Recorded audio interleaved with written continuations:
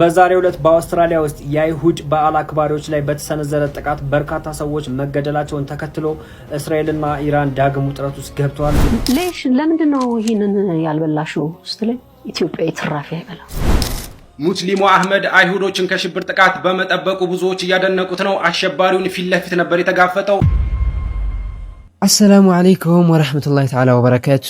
ውድና የተከበራችሁ የኑር ቤተሰቦች እንዲሁም በመላው ዓለም የምትገኙ ሙስሊም ወንድሞችና እህቶች እንዴት አላችሁ? ዛሬም ሐላል በሆኑ አሪፍ ኮንቴንቶች ተመልሰን ተገናኝተናል። በአውስትራሊያ የሰማነው ያለነው ዜና በጣም አስደናቂ ዜና ነው። እንግዲህ ከ12 በላይ ይሁዶች በበዓል በሚያከብሩበት ሰዓት ላይ እንግዲህ በደረሰ ጥቃት ከ12 በላይ ጽዮናውያን መገደላቸውን እንግዲህ መረጃዎች እየወጡ ነው የሚገኙት።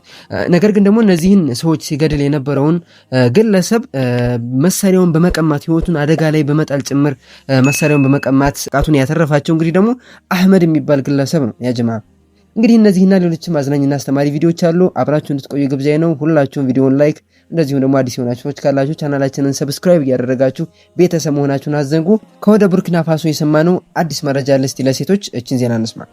አፍሪካ አህጉር እንጂ ሙዚየም አይደለችም። የሴቶች የጸጉር ዊግ በፍጹም ሀገሬ ከዚህ በኋላ እንዲገባ አልፈቅድም ሲሉም የቡርኪና ፋሶ መሪ ተናግረዋል። እንግዲህ እሳቸው እንደተናገሩት ከሆነ ሴቶች ጸጉራቸው ላይ የሚያረጉት በተለምዶ ዊግ ተብሎ የሚጠራው ነገር በፍጹም ሀገሬ እንዳይገባ፣ ምክንያቱም አፍሪካ አህጉር እንጂ ሙዚየም አይደለችም ሲሉ ተናግረዋል። እንግዲህ ምንም ማድረግ አይቻልም። ቡርኪና ፋሶ ሂውማን ሄርን ከልክላለች። ኢትዮጵያ ጋር ሲከልከል ትላላችሁ። በሌላ ደግሞ መረጃ እንግዲህ አንዲት መሀይም ብንላት ይሻላል። አንዲት መሀይም እንግዲህ የኔን ትራፊ ለአረቦቹ እያበላኋቸው ነበር ሳውዲ በነበርኩበት ሰዓት እያለች ነው። እስኪ እንደው እንስማና እንግዲህ በጨዋነት ሀሳብና አስተያየታችን እንሰጣለን። ለምንድን ነው ይሄንን ያልበላሽው ስትለኝ ኢትዮጵያ ትራፊ አይበላ የመጣሁት ልሰራ ነው እና በተደጋጋሚ እንደዚህ ሆንኩባት ማለት ነው። እና ከዛ በኋላ ምን አደረገች? ልክ ከሬስቶራንት ምግብ ስታዝ ጠርታኝ ትሰጠኝና ሙሉን የምትፈልጊውን ውሰጂና የተረፈሽን አምጪልን ማለት ጀመረች። ኢትዮጵያዊ ትራፊ አይበላም። ከዛ እሷ ተራፊ መብላት ጀመረች። ከዛ የሀበሻን ትራፊ አባሚራ ስነ ስርዓት ምን እንዲሽፍን ምናምን ታደርጋለህ እንዴ? ስነ ስርዓት እንጂ አብረን እንስማ። እንትን ነው እህቴ፣ ምናልባት አንቺ ያልበላሽ ሊሆን ይችላል። እኔ አንድ ማለት ሰው እኮ ይቀደዳል። ሁላችንም እኮ ቦተረፋለን። ሀያ ቀን ተቦትረፈን እናውቃለን። ግን እንዲህ አይነት መቦትረፍ አጋጥሞን አያውቅም። እዛታሽ በጣም አንቺ ቢብለሽ አረቦች አንቺ ከሬስቶራንት ገዝተው መጥተው አንቺ ተራፊሽን ምናምን እንኪያሉሽ እና ከዛ አንቺ በላሽ። ከዛ እነሱ ያንቺን ተራፊ በሉ፣ እነሱ ገዝተው ማለት ነው። አረቦቹ ገዝተው አንቺ ሰጥተው ነው። እንደዛ ነው ባይዘው። እኔ አንድ ነገር ልንገርሽ እናቴ ትሙት የምሬ ነው የምነግራችሁ። ሚካኤልን እኔ ከውሻ ሩዝ ቀምቼ በልቻ ካለሁ የዛሬ 4 ዓመት አካባቢ በእግር እየመጣሁ ከሚስ ምሽት አብሃ የምታውቁት ከሆነ ከሚስ ምሽት አካባቢ በእግር እየመጣሁ አረቦቹ በየብሉ አገኘኋቸውና ማታ ላይ እንዳለ ኢጋማ የለኝም መጅሁል ነኝ፣ በእግር እየተጓዝኩ ነው። ስለዚህ ምድር ያለው አማራጭ አረቦቹ ተነስቶ እስኪሄዱ ነው የምጠብቀው። ቁጭ ብዬ ጠበቅኳቸውና ምግብ በልቶ ለሊት 6-7 ሰዓት አካባቢ ነው ተነስቶ ሲሄዱ ውሾች ወርጦ መኪናዎቹ ገና ሲሄዱ ውሾች ወርጦ ሲከቡ እናቴ ትሙት እየወርጡ በድንጋይ አሳድጄ ነው ምግቡን ቀምቼ የበላሁትና እና እናቴ በእናትሽ እንዲህ ያልሽ እህቶቻችን ስደት እንዳታባብሽብናል እንዴ። ኧረ ሰው ሁላ ቀደደው አልተቻለም። ያ ጀማዓት ኑር አንዳንዴ እኮ በቃ ይሰለቻል። እዚህ ማንም ሰው እየተቀደደ እኛ እየመጣን የማንንም ቀጣፊ ማጋለጥ ደከመን። ያ ጀማዓ ምን ይሻላል? እንግዲህ አስቡ። እንግዲህ ሳውዲ ያላችሁ ወንድምና እህቶች በዚህ ጉዳይ ላይ እናንተ መልስ ትሰጡበታላችሁ ብዬ አስባለሁኝ። እንግዲህ ለአረቦቹ እኔን ትራፊ ያበላኋቸው ነበር ነው የምትለው። በጣም ነው የሚያሳዝነው ያ ጀማዓ። ኧረ ሰው የኛ ሀበሻ መቀደዱን በቃ ሊያቆም አልቻለም። ያ ጀማዓ ምን ይሻላል? ምን ትላላችሁ እናንተ? እስቲ ሐሳባችሁን ኮሜንት ላይ አስቀምጡ። በዛሬው ዕለት በአውስትራሊያ ውስጥ የአይሁድ በዓል አክባሪዎች ላይ በተሰነዘረ ጥቃት በርካታ ሰዎች መገደላቸውን ተከትሎ እስራኤልና ኢራን ዳግም ውጥረት ውስጥ ገብተዋል። ምክንያቱና ምን እንደተፈጠረ እስከመጨረሻው ኮፒ ሊንክ እያደረጋችሁ ተከታተሉ። በዛሬው ዕለት በአውስትራሊያ ውስጥ በአይሁዳውያን በዓል አክባሪዎች ላይ በተከፈተ የተኩስ እሩምታ ከ12 በላይ ሰዎች መሞታቸውና ከ29 ሰዎች በላይ ከፍተኛው ቁስለት እንደደረሰባቸው እየተነገረ ይገኛል። ከሞቱ ሰዎች እጅግ የዓለምን ሚዲያ እጅግ ትኩረት የሳበው ደግሞ ይሄ ሰው ነው። ይሄ የተገደለው ሰው የጋዛውያን ጭፍጨፋ ዋነኛ ደጋፊ ብቻ ሳይሆን በአውስትራሊያ ውስጥ የሚገኙ አይሁዳውያን ዋና መሪ ነበረ። ይሄን በመሆኑ አውስትራሊያ ትልቅ ስጋት ውስጥና ትልቅ ድንጋጤ ውስጥ ገብታለች። ይሄ ሰው በመገደሉ ደግሞ በርካታ ሰዎች በጋዛ ላይ ሲደረግ የነበረው ሲደግፍ የነበረ ስለሆነ ይገባዋል እያሉ ይገኛሉ። የእናንተንም ሀሳብ ጨምሩበት። ስለ ኢራንና እስራኤል ውጥረት ደግሞ ልንገራችሁ። በዛሬው ዕለት በአውስትራሊያ ውስጥ በርካታ ሰዎች ከተገደሉ በኋላ እስራኤል መግለጫ ያወጣ ሲሆን ከዚህ ጥቃት ጀርባ ኢራን ልትኖር ትችላለች ብላ ጣቷን ወደ ኢራን ቀስራለች። ይሄ የሚሆነበት ምክንያት በዓለም ላይ አይሁዳውያን እንዲሳደዱና በርካታ ጥቃት እንዲሰነዘርባቸው ኢራን እየሰራች ትገኛለች። በብዙ ማሳያዎች ይህን ያሳያል ብለዋል። እውነታው ግን እስራኤል በጋዛ ላይ በፈጸመችው ጥቃት በዓለም ላይ የምትጠላ ሀገር ሆናለች። ሁሉም ምራቋን የሚተፋባት እጅግ የተንቋሸሸች ሀገር እየሆነች ትገኛለች። በተቃራኒ ደግሞ ኢራን ወዲያውኑ ይሄ ጥቃት ከሰነዘረ በኋላ የሀዘን መግለጫዋን ያወጣ ሲሆን እንደዚህ አይነት የሽብር ጥቃቶች ሊወገዙ ይገባሉ በማለት መግለጫዋን አውጥታለች። እስራኤል ኢራንን የምትወነጅልበት ምንም ምክንያት የለምም ብለዋል። የእናንተን ሀሳብ አስቀምጡ። በደንብ ሼር፣ ኮፒ ሊንክ፣ ሪፖስት ያደርጋችሁ አዳርሱት። እንዴ ቆይ እንዴ 12 ቀን በ12 ቀን ጦርነት እንግዲህ ኢራን ቀጥቅጣኛለች ተብሎ አውስትራሊያም ላይ ይሁዲዎች ሲገደሉ ግዴታ ኢራን ተጠያቂ መሆን አለባት እንዴ? ያጀማ ቆይ እናንተ ጉልበተኛ የሆነ ሰው ሁልጊዜ በቃ አንድ ነገር ሲፈጠር ኢራን ላይ እጃቸው መቀሰር አይሰለቻቸውም? አላኩልህ እንግዲህ ከ12 ሰዎች በላይ በተገደሉበት የጽዮናውያን ጥቃት ላይ ጥቃቱን ያስቆመው ግለሰብ ሙስሊም እንደሆነ ታውቃላችሁ? እስኪ ቪዲዮውን እንመልከት። ሙስሊሙ አህመድ አይሁዶችን ከሽብር ጥቃት በመጠበቁ ብዙዎች እያደነቁት ነው። አሸባሪውን ፊት ለፊት ነበር የተጋፈጠው። ይህ አህመድ የተሰኘ ሰው ብዙዎች እያደነቁት ይገኛሉ። ይህ ነጭ የለበሰው ሰው ነው። ዛሬ እንደሚታወቀው በአውስትራሊያ 2 አሸባሪዎች በአይሁድ ክብረ በዓል ላይ በመገኘት የተኩስ ርምታ በመክፈት 12 ሰዎችን ይገላሉ። ከዛ በኋላም ደግሞ 29 ሰዎች ያቆስላሉ። በዚህ መሃል ነበር ይህ አህመድ የተሰኘ የ43 ዓመት የፍራፍሬ ሱቅ ያለው ሰው ነው አላስችል ሲለው ማለት ነው የሰው ህይወት መሞት አላስችል ሲለው በመሮጥ አሸባሪው ጋር ፊት ለፊት በመጋፈጥ መሳሪያውን ይቀበለውና ተጨማሪ ሰው እንዳይሞትም ያደርጋል ማለት ነው። አህመድ እጁ ላይ የተወሰነ ጉዳት ደርሶበታል። ዛሬ ማለት ነው አህመድ ጀግና ሆኖ በአውስትራሊያ ውሏል ማለት ነው። የአውስትራሊያው ጠቅላይ ሚኒስትር ሳይቀሩ ራሱ ማለት ነው የህይወት አዳኝ ሲሉ ነበር እንግዲህ የገለጹት ማለት ነው። አህመድ ዛሬ በአውስትራሊያ ጀግና ሆኖ ነው ያለፈው። ነገር ግን በአውስትራሊያ የ12 ሰዎች ህይወት ሲያልፍ 29 ሰዎች ደግሞ ተጎድተዋል። እንዳልኳችሁ አይሁዶች በክብረ በዓል ላይ ነው ይህ የሽብር ጥቃት የደረሰው። ይህ ቢያሳዝንም የአህመድ ተግባር ግን ብዙዎችን አስደስቷል ማለት ነው። እናንተ ምን ታስባላችሁ? ለተመሳሳይ መረጃ የፕላስ ምልክቷን መጫናችሁ። በነገራችሁ ላይ ጀማዓ ብዙ ሰዎች በዚህ ጉዳይ ላይ የተለያዩ አስተያየቶችን እየሰጡ ነው የሚገኙት። ምን አለ ቢጨርሳቸው እነዚህ ጨካኞች፣ ምን አለ ቢጨርሳቸውና ስቃዩ የፊልስጤማውያን ስቃይ ቢገባቸው ያሉ ሰዎችም አሉ። በተቃራኒ ደግሞ እስልምና እንደዚህ ነው። እነዛኛዎቹ እዛ እስራኤል ያሉ ይሁዲዎች ጥፋት ቢያጠፉም እዚህ ያሉት ግን ምንም ቢሆን አልተሳተፉምና ጥቃቱ አይገባቸውም እንግዲህ እንኳን አዳናቸው የሚሉም ግለሰቦች አሉ። እናንተ ደግሞ ሀሳብ ምንድን እንደሆነ ኮሜንት ላይ ያስቀምጡልኝና ሀሳባችሁን ነው ወያይበታለን። በአውስትራሊያ ቦንዲ በምትባል ከተማ ላይ የጂዎች ዓመታዊ በዓል ሃኑካ የሚባለው በዓል በሚከበርበት ወቅት በደረሰ ጥቃት ከ12 በላይ የሚሆኑ ጂዎች መገደላቸውና በርካቶች መቁሰላቸው እየተነገረ ነው ያለው። ይህ ጥቃት እንግዲህ ማስ ሹቲንግ ነው።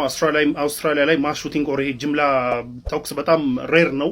እንደምታውቁት ያው አሜሪካ ላይ እንጂ በብዛት ይከሰት የነበረው አውስትራሊያ ላይ በጣም ሬር ነው። ግን ሬር ይሁን እንጂ ዛሬ ተከስቶ እንግዲህ 12 የሚሆኑ ጂዎች ወዲያው ሲገደሉ በጣም በርካታ የሆኑ ቁጥር ደግሞ ተጎድተው ነው ያሉት። እስካሁን ድረስ አታከሮቹ ማን እንደሆነ የታወቀ ነገር የለም። የአውስትራሊያ መንግስትም ገና አረጋግጦ ያወጣው ነገር የለም። ነገር ግን አታከሮቹ በተለያዩ ቪዲዮዎች ከተማ ለከተማ ሲታኮሱ የሚታዩ ቪዲዮዎች ወጥተዋል። በሌላ በኩል እስራኤል እንግዲህ አንደኛው አታከር ፓኪስታናዊ ዜግነት አለው የሚልም ንግግር እየተናገሩ ነው ያለው።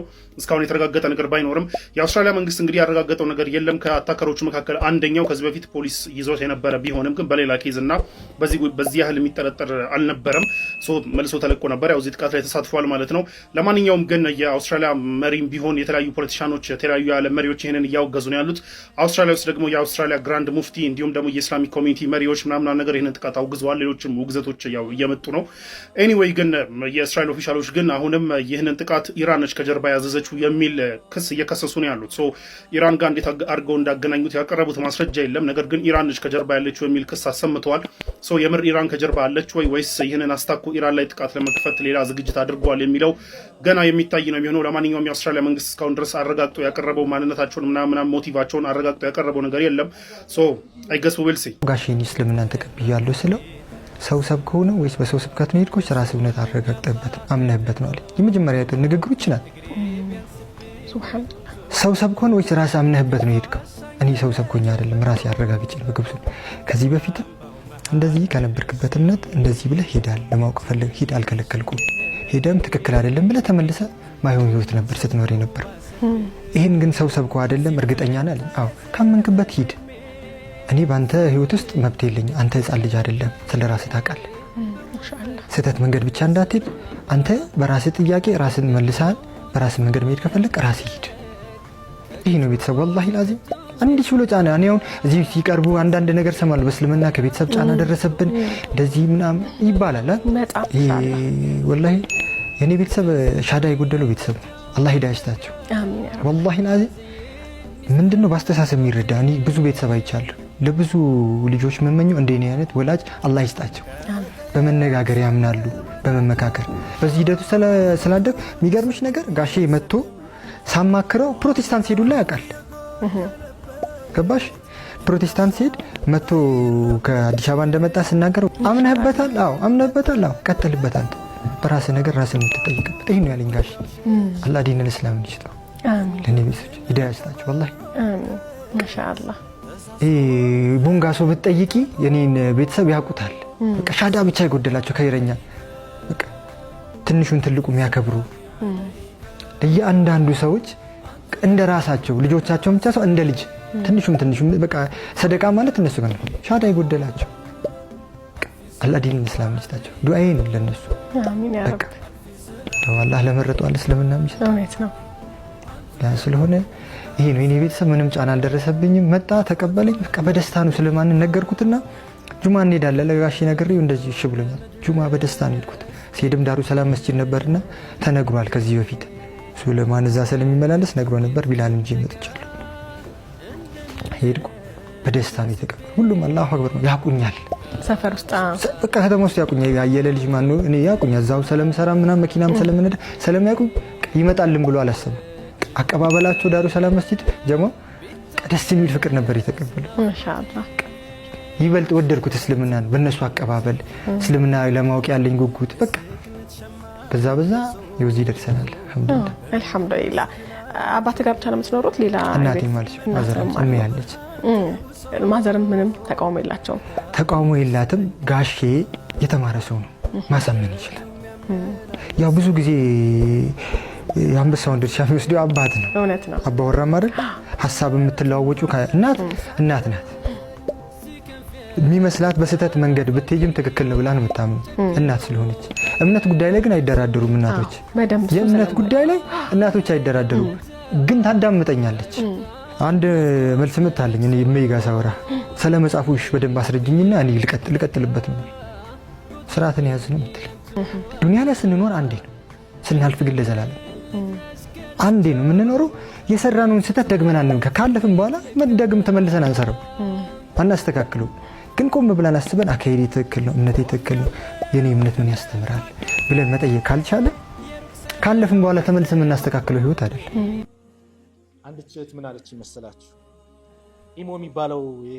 ስልክ አላ ኢሞ ደውያ ቁጥር አገኘችና ደወለች ኡስታዝ ካሚል ነው አለች አው ካሚል ይባላል አልኩት እና የሆነ ዳዕዋ ስለ ዙልም እያወራው እቺ ተናገርኩ በዚህ ቤት ገንብታችሁ እንደዚህ ፎቶ ያነሳችሁ እንዲመታረጉ ቢያውርቼ ነበርና ይሄን ነገር የነገረህ ማን ነው አለች የሚታየው ነገር የሚሰማው ነገር ይስሉና ይሄ እኮ የኔና የእህቴ ታሪክ ነው ቤተሰቦቻችን የሁሉ ነገር ልከን ለነሱም እየላከን ለኛም የና አድርጉልን እንዲያርጉልን ብለን እህቴ ያውን ራሷን ስታ ስንት ጊዜ ተቀመጠች ስትመጣ ምንም የለሽም ብለዋል ይሄ ብዙ እህቶች ጉዳይ ነው አረብ ሀገር ላይ ወይም ሌላም አውሮፓን በሉት ያሉ እህቶች በስደት ያሉ ወንድም እህቶች በአጠቃላይ ገንዘብ እዚህ አምነው ሲልኩ አብዛኞቻቸው ይበላሉ እንደበላህ ልትቀር ወላሂ ሳት ነው ይበላል ሌላኛው ደግሞ አፈቀላጤ ያለ አንደበተሩት ፍርድ ቤትን በሉት ወይ በሽምግልና ቦታ ላይ